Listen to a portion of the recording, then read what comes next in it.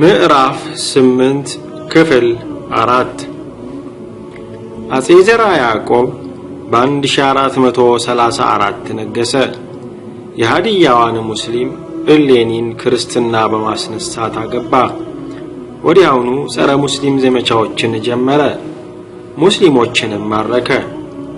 የሱልጣን ባድላይ ቢን ሰዓደዲን ወንድም ኸይረዲን የአጼው ጦር የማረካቸውን 1000 ሙስሊም ሴቶች ነፃ ለማውጣት በጃንዋሪ 31 ቀን 1435 ወይም ሰኞ ረጀብ 1 ቀን 838 ዓመተ ሂጅሪ ለጂሃድ ዘመተ። በሰባት አቅጣጫዎች ድል ተቀዳጀ።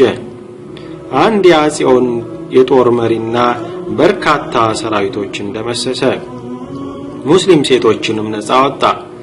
ወርቅ፣ ብር፣ የጦር አልባሳትና የተለያዩ ጌጣጌጦችን ጨምሮ በርካታ ምርኮ አገኘ። አጼ ዘርዓ ያዕቆብ ከ2 ዓመታት በኋላ ወደ አክሱም ጽዮን በመሄድ በዚያው ቤተክርስቲያን ተቀባ። ቀጥሎም በሙስሊሞች ላይ መጠነ ሰፊ ዘመቻ መክፈት ፈለገ። ሆኖም ቀደም ብሎ ዘመቻውን ሳይጀምር በፊት ሰላም ፈላጊ መሆኑን የሚገልጽ ደብዳቤ ከስጦታ ጋር ወደ ግብጽ ላከ። ማክሰኞ ኖቬምበር 19 1437 ወይም ጀማደል ኡላ 2841 ዓመተ ሂጅሪ የአጼ ዘርዓ ያዕቆብ መልእክተኛ ደብዳቤ ወርቅ፣ የጥርኝ ሽቶና ሌሎች ስጦታዎችን ይዞ ግብጽ ደረሰ። በግብጽ ያሉትን አብያተ ክርስቲያናት ጉዳይ አደራ ካለ በኋላ ሰላማዊ ግንኙነትን እንፍጠር ሲል ጠይቋል። ይህን ካደረገ በኋላ ጸረ ሙስሊም ዘመቻውን ጀመረ። በ1441 ኢስላምንና ነብዩ መሐመድን እጅግ የሚያንቋሽሸው ተአምረ ማርያም የተሰኘው መጽሐፍ በግዕዝ እንዲዘጋጅ አደረገ። ዘወትር እሁድ በየአብያተ ክርስቲያናቱ እንዲነበብ ደነገገ።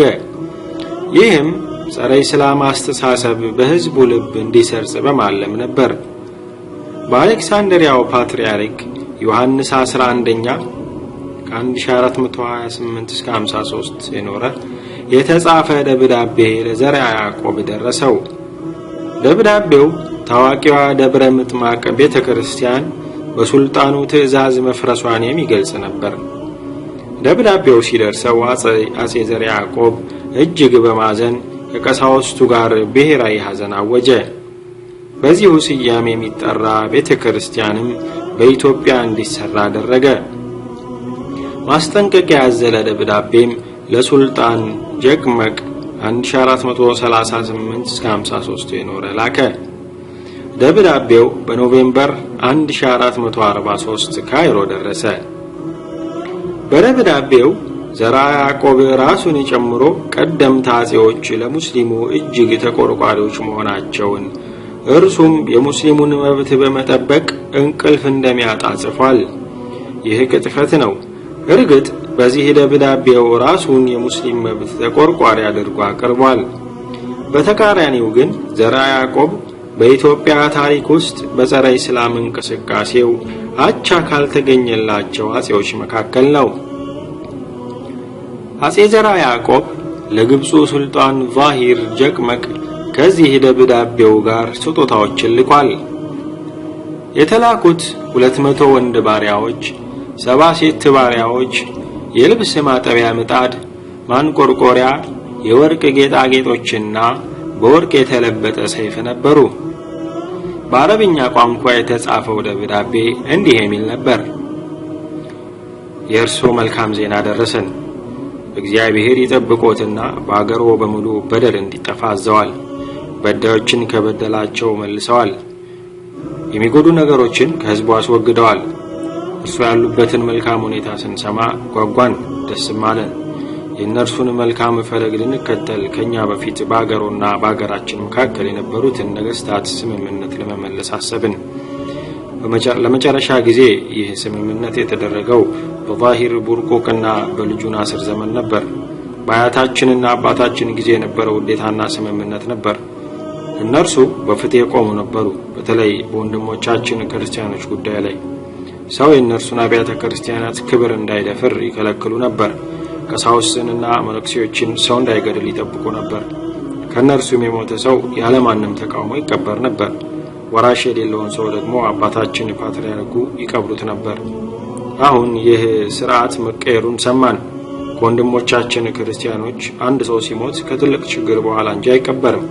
ከዚህ ቀደም በነበሩ ነገስታት ያልተፈጸመ ነገር ይፈጸምባቸዋል። እንዲሁም አብያተ ክርስቲያናቸውን የሚቃወም ሰው እንዳለ ሰምተናል። መብቱ ያልሆነን ከእነርሱ የሚወስድባቸውም አለ። በዚህም ምክንያት ከባድ ችግር ውስጥ ናቸው። እናንተ ዘንድ ያሉት አባታችን ፓትርያርኩና ወንድሞቻችን ክርስቲያኖች ቁጥራቸው አናሳ፣ ደካማና ምስኪኖች ናቸው። በእኛ ሀገር በአንዱ ክልል ውስጥ የሚኖረውን ሙስሊም እንኳ ያህሉም። ከአባታችን ጊዜ ጀምሮ ለሙስሊሞች መልካም እንውልላቸዋለን።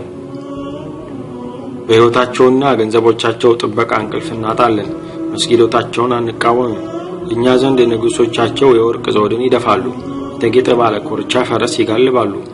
ተራው ሙስሊም በሕይወቱ ገንዘቡና ልጁ ላይ አማን ሰላም ነው። በቅሎ ይጋልባሉ። ከእነርሱ ግብር አንወስድም፣ ችግርም አንፈጥርባቸው። ግብር ብናስከፍላቸው ኖሮ ተቆጥሮ የማያልቅ በርካታ ገንዘብ ይኖረን ነበር። ከዚህ የተለየ ወሬ ያደረሳችሁ ሰው ካለ እርሱ ሐሰተኛ ነው። የአባይ ወንዝ ከእኛ ሀገር ወደ እናንተ ሀገር እንደሚፈስ ከእርሱ የተደበቀ አይደለም። ወደ እናንተ እንዳይደርስ ማድረግ እንችላለን። ይህን ከማድረግ ያቀበን እግዚአብሔርን መፍራታችን ብቻ ነው። የቀራችሁ ምክንያት የለም። ነገስታቶች በቀደምት ጊዜ እንደነበረው እኛ አሁን የፈለግነው ሰላም ብቻ ነው። በኢትዮጵያ ምን ያህል ሙስሊም ሱልጣኖች እንዳሉ በግብጽ በአዝሃር ወይም ዩኒቨርሲቲ ያሉ ኢትዮጵያውያን ጀበርቲዎችን ይጠይቁ። አባቴ ዳዊት ወደ ሱልጣን ዛሂር ቡርቁቅ መልእክተኛ ልኳል። በመልካም መስተንግዶና እንክብካቤ ነበር የተቀበላቸው። ወደ ንጉስ አሽረፍ በአባታችን ዙፋን ስንቀመጥ የስምምነታችንን ልናድስ መልእክተኛ ልከናል። አከበራቸው፣ መልካምም ዋለላቸው። አሁን ደግሞ ለክቡርነቶ ይኸው መልእክተኛ ልከናል። ስጦታዎቻችንንም ይቀበላሉ ብለን ተስፋ እናደርጋለን። ቶሎም ይመልሷቸዋል ብለን እንጠብቃለን።